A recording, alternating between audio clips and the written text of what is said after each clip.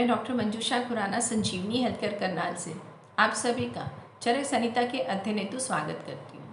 आज हम चरक संहिता के निदान स्थान के चतुर्थ अध्याय प्रमेय निदान का अध्ययन करेंगे। प्रमेय का अर्थ है मूत्र संबंधी विकार, जिसमें मूत्र अधिक मात्रा में आए, बार बार आए, या फिर जिसमें मूत्र का गंध या वर्ण दूषित हो जाए, उसे प्रमेय रोग कहा जाता है। प्रमेय यहाँ त्रिदोषज रोग कहा गया है, यानी इसमें वात पित्त कफ तीनों ही प्रकोपित होते हैं, लेकिन कफ की अधिकता रहती है, तो अधिकतर प्रमेय रोग कफश ही हैं। और पूर्व कक्षा में हमने कफश प्रमेय के विषय में जाना था, उसके कारण यानी निदान को जाना, फिर संप्राप्ति को जाना, और फिर 10 प्रकार के विकारों के नाम जाने, और ऐसे विकारों में मूत्र किस प्रकार दिखता है उसको जाना। इस अध्याय के अध्ययन के पश्चात चिकित्सक या विद्यार्थी मूत्र संबंधी ज्ञान को बहुत अच्छी तरह से समझ सकते हैं। इनमें 20 प्रकार के विकारों में मूत्र परीक्षण बताया गया है कि हम देखकर ये जान सकते हैं कि मूत्र संबंधी कौन सा विकार है। 10 प्रकार के कफश विकारों का अलग अलग लक्षण बताया गया है। उसके पश्चात पित्तज और वातज विकारों में भी किस प्रकार का मूत्र दिखेगा वैसा भी बताया गया है। तो इस तरह से हम केवल मूत्र परीक्षण से, और वो भी कहीं लेबोरेटरी टेस्ट करवाने की भी आवश्यकता नहीं पड़ेगी, बल्कि हम नेत्र से जानकर भी ये समझ सकते हैं कि किस प्रकार का प्रमेय रोग है। यहाँ अधिकतर प्रमेय डायबिटीज़ मेलाइटस को समझ जाते हैं, लेकिन यह डायबिटीज़ मेलाइटस न होकर बल्कि मूत्र संबंधी अनेक विकारों का विषय है। तो इसलिए यह मूत्र को देखते हुए उसके रोगों को जानने के लिए यह बहुत ही महत्वपूर्ण है। 10 प्रकार के कफश विकारों को हम पूर्व कक्षा में जान चुके हैं। अगर आप भी उसे जानना चाहते हैं तो उसकी रिकॉर्डेड वीडियोस इस चैनल पर उपलब्ध है, आप उसको देख सकते हैं। आज हम पित्तज विकार के बारे में जानते हैं। तो सबसे पहले यहाँ पित्त प्रमेय के निदान यानी कारण को कहा गया है। आयुर्वेद में वातज पित्तज कफज रोगों के कारण साधारणतः एक जैसे ही कहे गए हैं, उसी तरह से यहाँ भी लगभग वही कारण कहे गए हैं, लेकिन इसे हमें ऐसे समझना होगा कि जब व्यक्ति में कफ प्रकोपित है, मेद धातु भी दूषित है, क्योंकि यहाँ पर प्रमेय रोग में 10 प्रकार के दूषे कहे गए हैं, जिनमें 6 धातुएं हैं। रस, रक्त, मांस, मेद, अस्थि को नहीं कहा गया है, फिर मज्जा और शुक्र, और इसके अलावा 4 और कहे, वो है जल, लसिका, वसा और शुक्र। तो ये 10 दूषे हैं, लेकिन इन 10 दूषियों में से भी मेद धातु को मुख्य दूषे कहा गया है। तो कफ और मेद ये दोनों एक जैसी चीज़ें हैं, उनके गुण एक जैसे हैं, इसीलिए कफज विकारों को साध्य कहा गया है। लेकिन जब पित्तज विकार की हम बात करते हैं तो यहाँ पर कफ तो प्रकोपित है ही, वहाँ मेद दूषे भी है, लेकिन साथ ही साथ पित्त दोष प्रकोपित होता है। अब पित्त दोष को प्रकोपित करने वाले जो कारण कहे गए हैं वो ये हैं कि गरम, खट्टा, नमकीन, क्षारीय, कटु यानी जो चरपरा जैसे काली मिर्च वगैरह का अगर ज़्यादा सेवन किया जाता है तो, और इसी तरह का भोजन, ये गरम, खट्टा, नमकीन, क्षारीय, कटु भोजन के विषय में कहा गया है कि अगर इन तरह के भोजनों को अधिक मात्रा में लिया जाता है तो वह पित्त को प्रकोपित करने वाला होगा। और अजीर्ण रहने पर भी भोजन का सेवन करना, पहला खाना पचा नहीं है लेकिन दूसरा भोजन कर लिया जाए तो उससे अजीर्ण होगा, अपच में ही भोजन किया जा रहा है तो वो भी पित्त को प्रकोपित करने वाला होगा। और अति तीव्र धूप का अधिक सेवन किया जाए तो भी पित्त प्रकोपित होगा। अति तीव्र अग्नि की ज्वाला के निकट संपर्क में रहना, वो भी हमें अग्नि अपनी ऊष्मा देगी, ऊष्मा से भी क्या होगा कि पित्त प्रकोपित होगा। और अति परिश्रम, अति क्रोध, विषम भोजन करना, इन कारणों के सेवन से पित्त प्रकृति व्यक्ति का पित्त अति शीघ्र कुपित हो जाता है। तो प्रकृति के लिए भी यहाँ पर कहा गया है कि अगर व्यक्ति की प्रकृति भी पित्तज ही है और वह पित्तज कारणों का सेवन करता है तो ऐसे में पित्त प्रकुपित हो जाता है। लेकिन ये भी हमें ध्यान रखना होगा कि ऐसे व्यक्ति में कफ भी प्रकोपित है, मेद धातु भी दुष्य है। तो ऐसी स्थिति यहाँ पर बताई गई है। अब इसके पश्चात संप्राप्ति कही जा रही है कि किस प्रकार यह रोग उत्पन्न होता है। वह प्रकोपित पित्त जिस प्रकार कुपित कफ के संबंध में पहले ही कहा गया है उसी प्रकार शरीर में फैलकर मूत्र वह स्रोतों तक पहुँच जाता है और धातुओं को दूषित कर 6 प्रकार के इन प्रमेहों को अति शीघ्र ही उत्पन्न कर देता है। तो इस तरह संप्राप्ति यहाँ पर लगभग वही कही गई है जो कफज विकारों में कही गई थी, यानी ये प्रकोपित हुआ पित्त कफ के साथ मिलकर ही यहाँ मूत्र संबंधी स्रोतों को रोक देता है और ये अवरोध उत्पन्न होने से ये रोग उत्पन्न होता है, यानी यहाँ 6 प्रकार के पित्तज प्रमेह उत्पन्न होते हैं। अब यहाँ 6 पित्तज प्रमेहों के नाम बताए जा रहे हैं और ये नाम उनके लक्षणों के अनुसार ही बताए जाते हैं। उन प्रमेहों के भी पित्त के गुणों की भिन्नता से भिन्न भिन्न नाम विशेष होते हैं, जैसे कि क्षार में, काल में, नील में, लोहित में, मंजिष्ठा में और हरिद्रा में। यहाँ केवल पित्तज प्रमेहों के नाम बताए गए हैं और इसके पश्चात अब पित्तज प्रमेहों के 6 गुण बताए जा रहे हैं। वे 6 प्रमेय क्षार, अम्ल, लवण, कटु और विष जिसको आम गंध कहते हैं और उष्ण, इन 6 गुणों के कारण कफश प्रमेय के तरह ही ये 6 गुण वाले होते हैं। तो यहाँ पर अब गुण बताए गए और पहले नाम बताए गए। अब हम नाम और गुण इनको दोनों को अगर जोड़कर देखते हैं तो जिस प्रकार का गुण है उसी प्रकार ही उसका नाम बताया गया है। यह आगे भी विस्तार से बताया जाएगा। पित्तज प्रमेयों की व्याप्यता को समझाते हुए ये कहा गया है कि कफ का स्थान अमाशय है और जब पित्त कफ के साथ प्रदूषित होता है तो उसका स्थान भी अमाशय ही रहता है और दुष्य का स्थान यपावह स्रोत है और अमाशय और यपावह स्रोत बहुत नज़दीक है। इस तरह से दोष और दुष्य नज़दीक होने के कारण याप्य हैं, यानी वो जल्दी से ठीक नहीं हो सकते हैं। और इसके अलावा चिकित्सा का माध्यम जो औषधियाँ हैं उसमें भी ये कहा गया कि अगर हम कफ को शमन करने के लिए जिन औषधियों का प्रयोग करेंगे उससे पित्त प्रकोपित हो जाता है और पित्त शमन के लिए हम जिन औषधियों का प्रयोग करते हैं उससे कफ प्रकोपित होता है। तो इस तरह से ये एक दूसरे के विरोधी है। विरोध होने के कारण ही हम ये चिकित्सा सरलता से नहीं कर पाते हैं और यह चिकित्सा कष्ट साध्य हो जाती है। और इसके अलावा अब यहाँ पर 6 प्रकार के जो पित्तज रोग कहे गए हैं उनके आगे लक्षणों को कहा जा रहा है, यानी किस प्रकार हम ये जानेंगे कि इस व्यक्ति में अमुक पित्तज विकार है। तो उसमें पहला क्षार में कहा गया कि पित्त के प्रकोप के कारण क्षार में ही का मतलब है कि व्यक्ति जिसमें यह विकार है और क्षार के समान गंध, वर्ण, रस तथा स्पर्श युक्त मूत्र का त्याग करता है, यानी ऐसा व्यक्ति जिसका मूत्र क्षार के समान होता है, उसकी गंध, उसका रंग, उसकी रस और उसका स्पर्श ये क्षार की तरह होगा, इसलिए इसे क्षार प्रमेय कहा जाएगा और जो रोगी है उसे क्षार में ही कहा जाएगा। और दूसरा कहा गया काल में। जो पुरुष पित्त के प्रकोप से हमेशा स्याही जैसा या स्याही को ही मसी कहा गया है, मसी वर्ण जैसा, मतलब कि जो इंक है, ब्लैक इंक जैसा अगर यूरिन करता है तो मूत्र का रंग जो है वो कालापन लिए होगा, तो उसको काल में कहा जाएगा। और उसके लक्षणों में कहा कि काला उष्ण मूत्र त्याग करता है, उसे काल में से ग्रस्त कहा जाता है, मतलब यह काल में नाम का प्रमेय रोग होगा।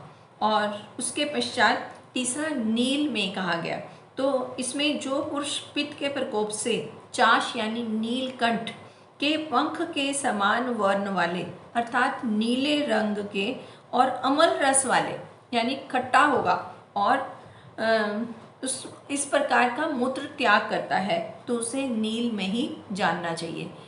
यानी जब मूत्र का रंग काले रंग का है तो वह काल में है, और जब वह नीले रंग का मूत्र है तो उसे नील में कहा जाता है।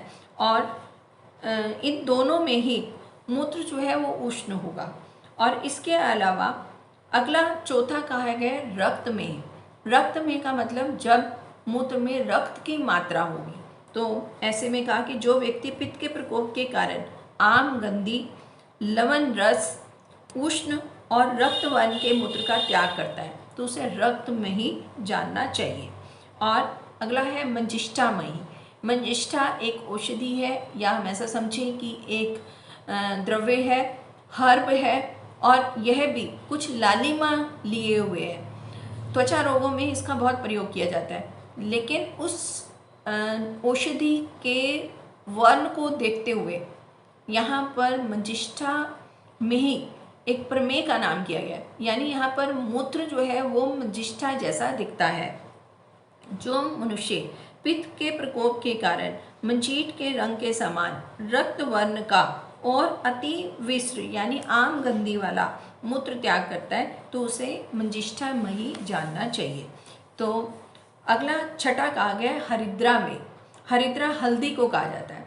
तो ऐसे व्यक्ति जिसका मूत्र हल्दी जैसा होगा तो उसे हरिद्रा में ही कहा जाएगा। और यहाँ कहा कि जो व्यक्ति पित्त के प्रकोप से हल्दी के जल के समान पीला और कटु रस वाला मूत्र का त्याग करता है उसे हरिद्रा में ही जानना चाहिए। पित्त प्रमेय वर्ण का उपसंहार कहा जा रहा है कि इस प्रकार पित्त के प्रकोप के कारण होने वाले इन 6 प्रमेयों का वर्णन किया गया है। तो इस तरह हम मूत्र विकारों को मूत्र को देखकर जान सकते हैं। और फिर इसके पश्चात वातज प्रमेयों का निदान कहा गया कि अगर वातज प्रमेय है तो उसमें कौन कौन से कारण होते हैं। कसैला, कटु, तिक्त पदार्थों का सेवन। तो ये कसैला, कटु, तिक्त ये वात को बढ़ाने वाले हैं। तो इस तरह से अगर इन से पदार्थों का अधिक सेवन किया जाएगा तो ये वात प्रकोपित करेगा, और फिर वात प्रकोपित होकर ये प्रमेय रोग को उत्पन्न करेगा। और यहाँ पर कफ भी प्रकोपित होगा और मेद धातु भी दूषित होगी, और अन्य दूषे भी जो कहे गए हैं उनसे संबंधित भी ये होगा। यहाँ पर दोबारा से कहना चाहूँगी कि 10 दूषे कहे गए हैं, जिनमें से 6 धातुएं हैं।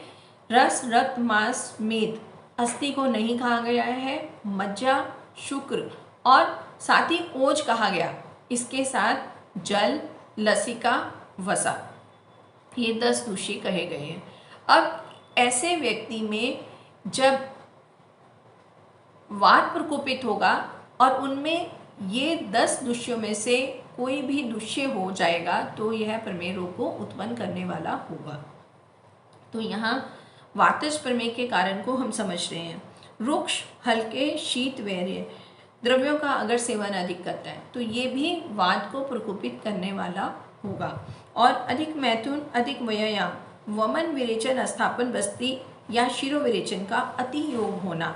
यहाँ वमन, विरेचन, स्थापन और जो शिरोविरेचन कहा गया है ये पंचकर्म कहे गए हैं। पंचकर्म शोधन कर्म है और आयुर्वेद का एक बहुत ही सुंदर चिकित्सा का एक माध्यम है। लेकिन जब ये पंचकर्म भी अधिक मात्रा में हो जाएगा, उसका अति योग हो जाएगा तो यह वात प्रकोपित करेगा, और फिर वात प्रकोपित करने के बाद ये प्रमेय रोग उत्पन्न हो सकता है।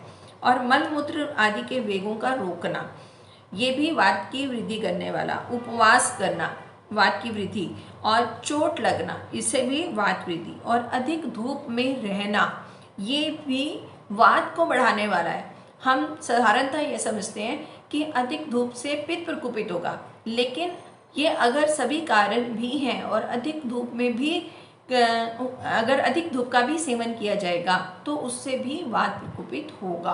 और अधिक उद्वेग और शोक, अधिक मात्रा में रक्तस्राव, ये भी ध्यान देने वाली बात कि अगर किसी भी कारण से रक्तस्राव अधिक हो जाएगा तो भी वह वात को प्रकोपित करेगा और इन परिस्थितियों में वात प्रमेय हो सकता है। और अधिक जागरण, शरीर को ऊंची नीची भूमि पर रखना या उस पर लेटना सोना, इन सभी कारणों से मेदस्वी तथा वात प्रकृति के व्यक्ति के शरीर में शीघ्र ही वायु का प्रकोप हो जाता है। तो यहाँ पर साधारणतः वही कारण कहे गए हैं जो वात को प्रकोपित करने वाले हैं। ये सभी रोगों के लिए लगभग एक जैसे कहे गए हैं, लेकिन कुछ कुछ अलग कहे गए। यहाँ पर विशेष तौर पर एक बात कही गई कि अगर अधिक धूप का सेवन किया जाएगा तो वह भी वात को बढ़ाने वाला होगा। अब वातज प्रमेयों की संप्राप्ति बताई जा रही है कि किस प्रकार रोग उत्पन्न होते हैं। यहाँ पर वातज रोग केवल 4 ही बताए गए हैं, यानी 4 प्रकार के वातज प्रमेय होते हैं। तो इनकी संप्राप्ति भी अलग अलग है। मुख्यतः यहाँ पर जो 4 वातज प्रमेय कहे गए हैं उसमें कारण भी कुछ कुछ अलग है। तो उसको समझते हैं कि वह कुपित हुआ वायु मेदस्वी और वात प्रकृति वाले पुरुषों के शरीर में। तो यहाँ 2 बातें समझनी होगी कि जो रोगी है वो वातज प्रकृति का भी है और साथ में मेदस्वी भी है, मतलब उसमें मेद धातु भी अधिक है। तो ये तो उसकी पहले से ही स्थिति बताई है कि मेद धातु ज़्यादा है, प्रकोपित हुआ है, और दूसरा उसकी वात प्रकृति है। अब ऐसे में अगर वह वातवर्धक आहार विहार का सेवन करता है तो उसे वायु प्रकोपित हुआ। अब ये प्रकोपित हुआ वायु चारों ओर भ्रमण करता हुआ वसा को लेकर मूत्र स्रोत में पहुंच जाता है। तो यहाँ उसका संयोग वसा के साथ बताया है कि प्रकोपित हुआ वायु वसा को लेकर मूत्रमय स्रोत में अवरोध उत्पन्न करता है, तो उसे वसा में प्रमेय कहा जाता है।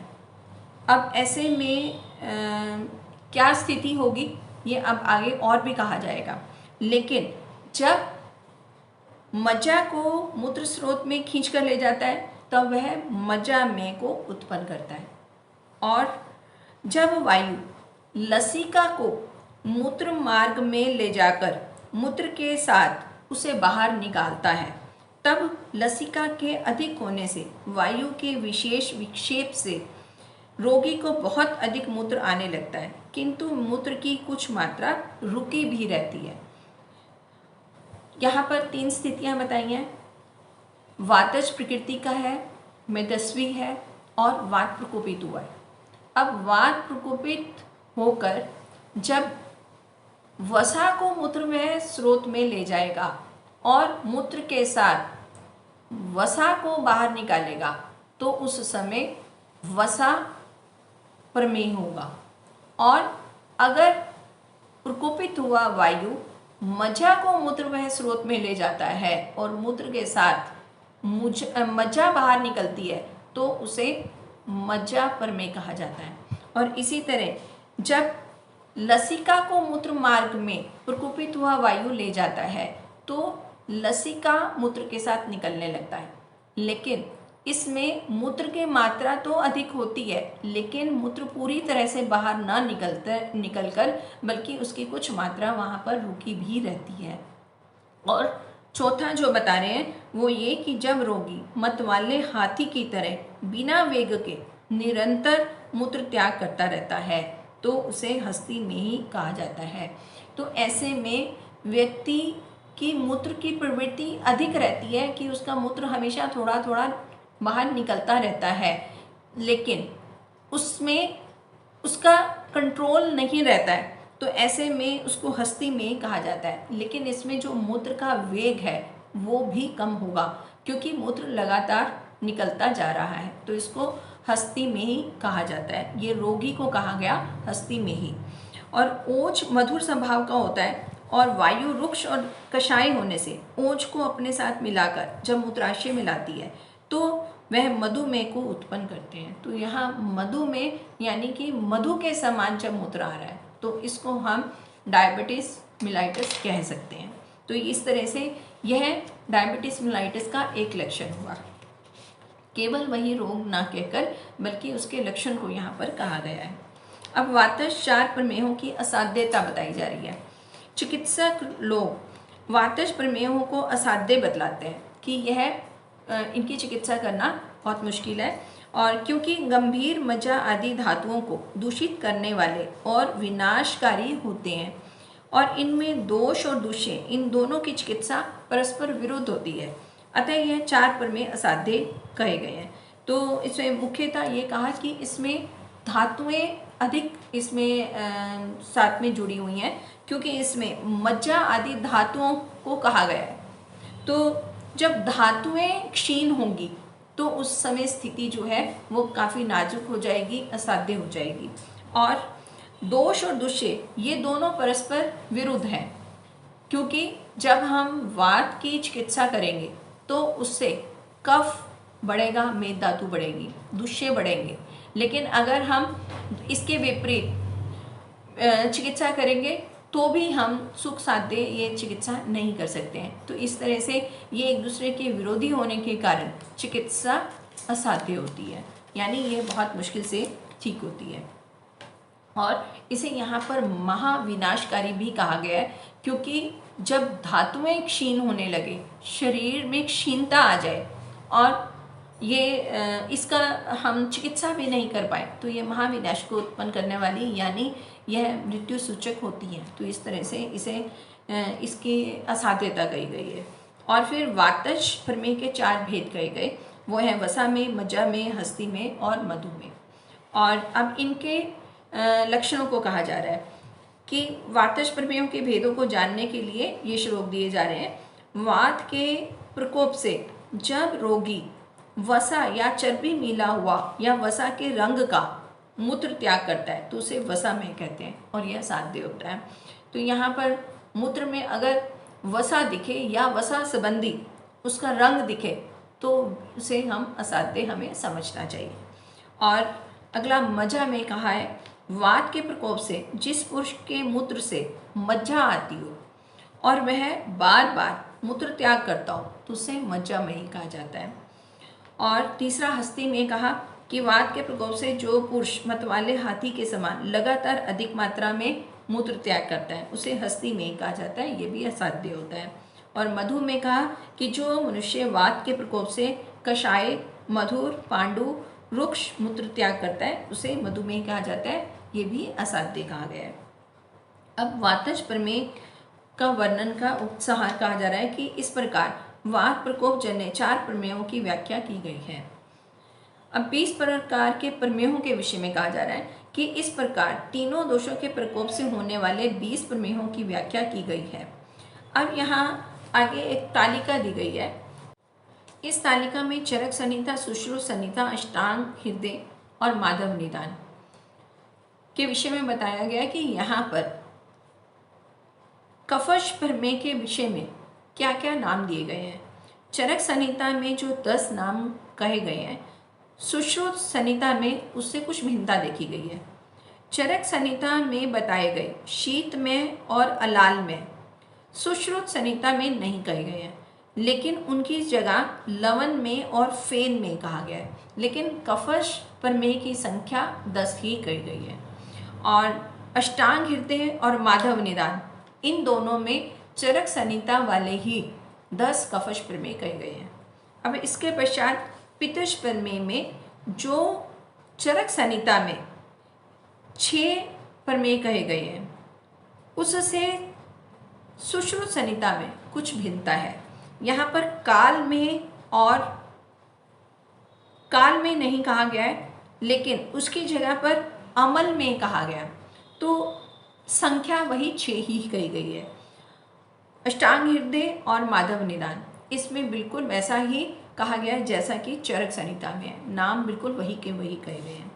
अब इसके पश्चात वातज प्रमेय, तो वातज प्रमेय में भी चरक संहिता, सुश्रुत संहिता, अष्टांग हृदय और माधव निदान सभी में एक जैसे मतलब 4 ही कहे गए हैं, लेकिन सुश्रुत संहिता में एक सर्पी में कहा गया है, उसमें मज्जा में नहीं कहा गया है, बाकियों में लगभग सेम ही है।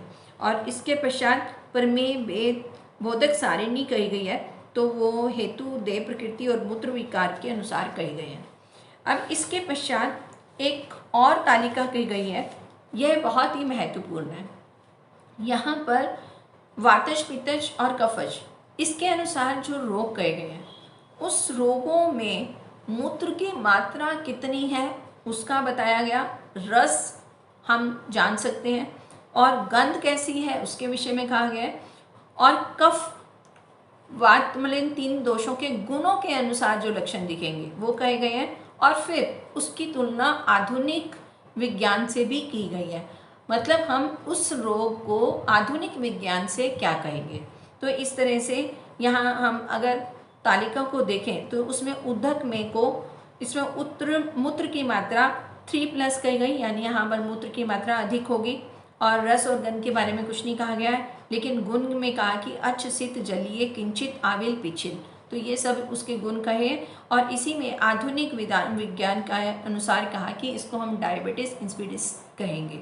और इसके बाद इक्षु में कहा तो इसमें रस इसका मधुर होगा और ये इक्षु रस के समान गुण वाला है, और इसमें हम ग्लाइकोसूरिया कहेंगे। तो इस तरह से ये अगर हम इस तालिका को जान लेते हैं तो हम आधुनिक विज्ञान में कहे गए 20 रोगों के विषय में भी जान सकते हैं। तो इस विषय को जान लेने के पश्चात हम केवल मूत्र को देखकर भी रोग का अंदाज़ा लगा सकते हैं। और यह हमारे आयुर्वेद के कुछ चिकित्सक कर भी रहे हैं। वह केवल रोगी के मूत्र को लाने के लिए बोलते हैं कि रोगी अपना मूत्र लेकर आए और उसको देखकर वो रोग का कारण जानते हैं और फिर उसकी चिकित्सा उसी अनुसार ही करते हैं। अब प्रमेह के पूर्व रूप कहे जा रहे हैं कि अगर प्रमेह रोग उत्पन्न होने वाला है तो क्या क्या हमें लक्षण दिखाई देंगे। तीनों दोषों के प्रकोपित होकर जब प्रमेयों को रोग उत्पन्न करने वाले होते हैं तब वे इन पूर्व रूपों से दिखलाया करते हैं। यानी बालों में जटाएं बंध जाती हैं, बाल उलझते हैं या आपस में उलझ जाते हैं और मुख में मीठापन होता है, हाथ पैर में शून्यता और जलन होती है। ये बहुत ही साधारणता लक्षण मिलता है। और मुख, तालू और कंठ सूखते हैं, बार बार प्यास लगती है, आलस होता है और शरीर में मलों की अधिकता होती है और शरीर के छिद्रों में मलों का लेप सा महसूस होता है और अंगों में दाहा और सूनापन होता है। शरीर पर या मूत्र पर ये भौरे, मक्खियाँ, चींटियाँ आने लगती हैं और मूत्र के हमें दोष दिखाई देने लगते हैं। शरीर से कच्चे मांस जैसी गंध आने लगती है, नींद अधिक आती है और हमेशा ही सुस्ती घेरे रहती है। तो ये कुछ लक्षण हैं। इन लक्षणों को हम जानकर ये अंदाज़ा लगा सकते हैं कि इसमें रोग उत्पन्न होने वाला है। तो अगर इस स्थिति में भी चिकित्सा कर ली जाए, कारण को हटा लिया जाए तो रोगी को ठीक किया जा सकता है। और इसके बाद उपद्रव यानी कॉम्प्लिकेशंस बताई हैं कि प्रमेह के रोगियों में निम्न उपद्रव होने लगते हैं। प्यास अधिक लगती है, पतले दस्त आते हैं, ज्वर हो जाता है, ज्वर में दाह होने लगता है और शरीर दुर्बल हो जाता है, भोजन की इच्छा नहीं होती है, भोजन पचता भी नहीं है, मतलब डाइजेशन उसका वीक हो जाता है और सड़े मांस वाली पीड़िकाएँ, कार्बंकल्स हो जाते हैं और अलजी, विदर्दी आदि प्रमेह को उपद्रव स्वरूप दिखते हैं। तो ये सभी कॉम्प्लिकेशंस है कि अगर किसी को प्रमेह रोग हो जाता है तो उसके बाद ये कॉम्प्लिकेशंस होती हैं। और फिर अब चिकित्सा सूत्र बताया जा रहा है कि इन प्रमेहों में जो साध्य कफश रोगों को कहा गया है और उनकी संशोधन यानी वमन विरेचन कर्म के द्वारा चिकित्सा करें, और जो संशोधन के योग्य ना हो उनकी संशमन चिकित्सा करें, और जिसके योग्य हो उसकी वही चिकित्सा करनी चाहिए। और विशेष तौर पर यहाँ पर कफश प्रमेहों की चिकित्सा बताई गई है और उसमें भी ये कहा गया है कि सबसे पहले हमें संशोधन चिकित्सा करनी चाहिए और संशोधन में हम वमन विरेचन करवा सकते हैं या फिर पंचकर्म हम यहाँ पर करवा सकते हैं। और इसके अलावा लेकिन कुछ रोगी इतने बलवान नहीं होते कि उनका संशोधन कर्म किया जाए, तो उसमें शमन चिकित्सा करनी होगी।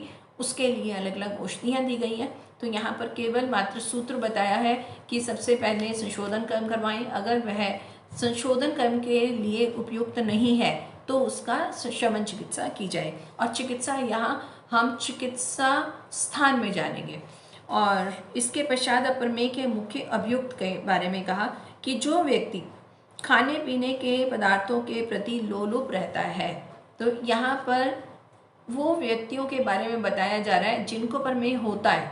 तो वो व्यक्ति किस तरह के होते हैं, उनमें क्या क्या लक्षण होते हैं, उनके बारे में कहा। सबसे पहला कहा कि जो खाने के लालची होते हैं, किसी भी समय कुछ भी खा लेते हैं, तो वो उनमें प्रमेय रोग अधिक हो सकता है।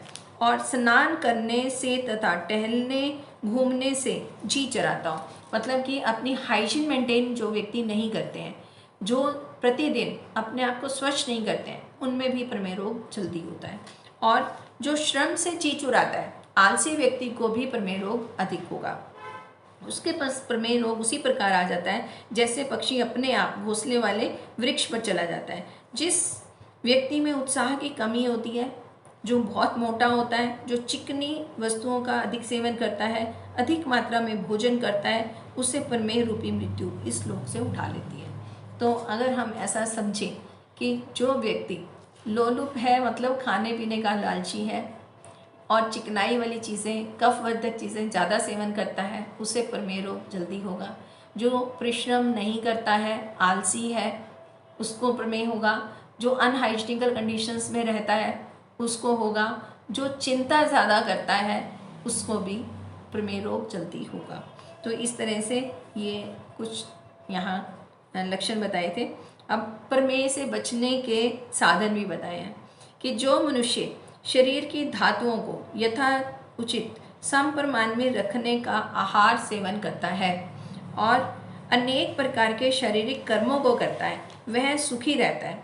तो इसका अगर हम ऐसा समझें कि प्रमेय रोग से अगर हमें बचना है, तो हमें अपनी डाइट और एक्सरसाइजेस यानी अपना लाइफस्टाइल, तो डाइट और लाइफस्टाइल इन दो को करेक्ट करना होगा।